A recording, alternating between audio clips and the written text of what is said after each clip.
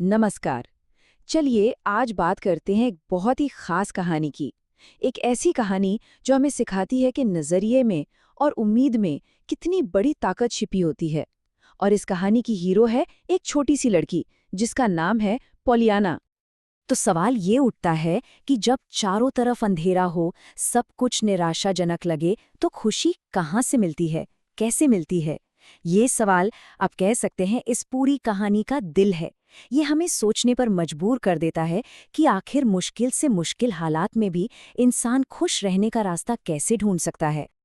तो कहानी शुरू होती है पॉलियाना के एक नए घर में आने से। लेकिन यहाँ उसका स्वागत कोई प्यार से नहीं होता, बल्कि उसकी मौसी ऑन्ट पॉली, जो काफी सख्त मिजाज की हैं, बस एक फर्ज निभाने के अंदाज में उसका स्वागत करती हैं, एकदम ठंडा सा। वो बस पूछती हैं, कैसी हो पॉलियाना? और बस यही थे उनके पहले शब्द। इन शब्दों में कोई अपनापन नहीं था, कोई जोश नहीं, कुछ नहीं। बस एक ठंडी सी फॉर्मेलिटी, जैसे कोई मजबूरी में काम कर रहा हो। और बस यहीं पर हमें दो बिल्कुल अलग दुनियाओं का टकराव देखने को मिलता है। एक तरफ पॉलियाना है जो दौड़कर अपनी मौसी के गले लग जाना चाहती है, और दूसरी तरफ है आंट पॉली, जो हैरान होकर उसे कठोरता से रोक देती हैं। मतलब साफ है, यहाँ प्यार और सख्ती आमने सामने खड़े हैं। तो इस अजीब से स्वागत के बाद पॉलियाना घर के अंदर जाती है, और घर, अरे वो तो एक आलीशान महल जैसा था। पॉलियाना तो देखकर हैरान ही रह जाती है। पर यह हैरानी ज्यादा देर नहीं टिकती, क्योंकि इस अमीरी के साथ साथ यहाँ बहुत ही सख्त नियम कानून भी थे। सोचिए जरा, पॉलियाना की आंखों में कैसी चमक होगी। हर तरफ खूबसूरत चीजें, नरम नरम कालीन, सैटिन से ढकी कुर्सियां, दीवारों पर चमचमाते सुनहरे फ्रेम। वो तो एक बच्ची की तरह हर चीज को बड़े ही कौतूहल से, बड़ी उत्सुकता से देख रही थी। और ठीक उसी वक्त जब पॉलियाना अपने पिता को याद कर कुछ कहती है, आंट पॉली उसे बीच में ही टोक देती हैं, एकदम तीखे अंदाज में।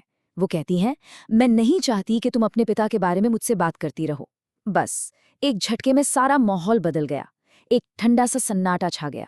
साफ इशारा था कि यहाँ पुरानी बातें नहीं की जाएंगी। अब यहाँ एक दिलचस्प बात है, आंट पॉली ऐसा क्यों करती हैं? दरअसल वो अपनी इस सख्ती को एक तरह से सही मानती हैं। उनका मानना है कि ये जो अमीरी है, ये जो दौलत है, इस पर खुश होना एक तरह का पापपूर्ण अभिमान है। मतलब उनका नजरिया ऐसा है जहाँ हर खुशी के ऊपर कर्तव्य का बोझ है। पर पॉलियाना की जो भी छोटी मोटी उम्मीदें थीं, वो भी तब टूट जाती हैं जब उसे उसका कमरा दिखाया जाता है। वो कमरा उस आलीशान घर का हिस्सा लगता ही नहीं था।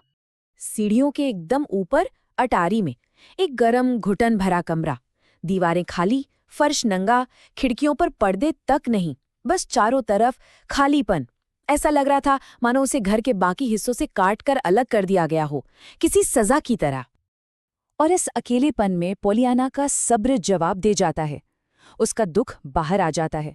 वो घर में काम करने वाली नैन्सी के सामने रो पड़ती है और कहती है, मैं बस खुद को ये नहीं समझा पा रही हूं कि भगवान और फरिश्तों को मेरे पिता की मुझसे ज्यादा जरूरत क्यों थी। इस एक लाइन से पता चलता है कि वो अंदर से कितनी टूटी हुई है। और अब आता है कहानी का सबसे जरूरी, सबसे खास मोड़। यहीं पर पॉलियाना का वो फिलॉसफी, उसका जीने का तरीका सामने आता है, जिसे वो कहती है द ग्लैड गेम, यानी खुश होने का खेल। और वो सिर्फ इसके बारे में बात नहीं करती, वो इसे जीना शुरू कर देती है। सोचिए, वो इतनी दुखी थी और फिर अचानक उसके चेहरे पर एक चमक आती है। वो कहती है, हाँ ये तो है, मैं इस बात से खुश हो सकती हूँ, है ना? और बस इसी पल में उसका सारा दुख एक उम्मीद में बदल जाता है।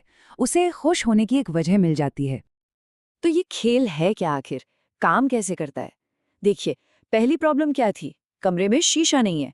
अब इसमें खुश होने वाली क्या बात है? पर पॉलियाना ढूंढ लेती है। वो कहती है, अरे वाह, शीशा नहीं है तो मुझे अपनी फ्रैकल्स, अपनी झाइयां भी नहीं देखनी पड़ेंगी। देखिए कैसे कमी को खूबी बना दिया। और ये सिलसिला जारी रहता है। दूसरी प्रॉब्लम, कमरे में कोई तस्वीर नहीं है। अब इसका क्या? पॉलियाना कहती है, कोई बात नहीं, जब खिड़की के बाहर इतना सुंदर नजारा हो तो किसी तस्वीर की जरूरत ही क्या है। उसने उस खाली कमरे को अपनी सोच से, अपनी कल्पना से खूबसूरत बना दिया। लेकिन पॉलियाना सिर्फ अपने मन में ही आजाद नहीं होती, वो असल में भी उस कमरे की दीवारों से बाहर निकलती है, और ये दिखाता है कि उसकी आत्मा को कोई कैद नहीं कर सकता। वो एक पूरा प्लान बनाती है, सबसे पहले खिड़की खोलो, फिर बाहर पेड़ की डाली पर पैर रखो और फिर एक टहनी से दूसरी पर झूलते हुए आराम से नीचे जमीन पर उतर जाओ। है ना कमाल?